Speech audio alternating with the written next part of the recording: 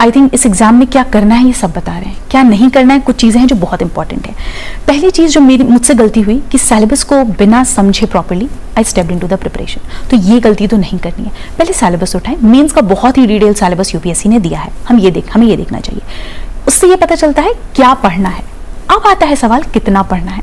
जैसे अगर मैं एग्जांपल दूं, पॉलिटी में फंडामेंटल राइट्स एक टॉपिक है, फंडामेंटल राइट्स पे एक बुक भी हो सकती है, आप एक आर्टिकल पे एक बुक लिख सकते हैं। तो हमें कितना रिक्वायरमेंट है उसके लिए प्रीवियस ईयर क्वेश्चंस देखो। तो सिलेबस बताता है क्या पढ़ना है, प्रीवियस ईयर क्वेश्चन बताते हैं कितना पढ़ना है, कितना रिक्वायरमेंट है। ये दो चीजों के बाद तीसरी चीज आती है बेसिक्स। एंड बेसिक्स के लिए आई थिंक एनसीईआरटी से बेहतर कुछ नहीं है। अब मैं ये बिल्कुल नहीं कहती कि 6 से 12 की सारी एनसीईआरटी पढ़नी है, कुछ स्पेसिफिक कुछ बेसिक्स हैं जिनको आपको रेफर करना है। बहुत ही limited number of standard books, क्योंकि आई थिंक एक मुझसे जो गलती हुई कि वो मैं बहुत सोर्सेज को रेफर करती थी। अब जिस सब्जेक्ट से डर लग रहा है, जैसे हिस्ट्री वीक है तो हिस्ट्री के लिए मैंने कम से कम 10 किताबें पढ़ ली हैं। आप उसको कंसोलिडेट नहीं कर पाओगे, आप उसको रिवाइज नहीं कर पाओगे, तो अल्टीमेटली उस नॉलेज का कोई यूज नहीं है। तो ये भी मैं कहूंगी कि बहुत ही मिनिमम बुक लिस्ट रखो।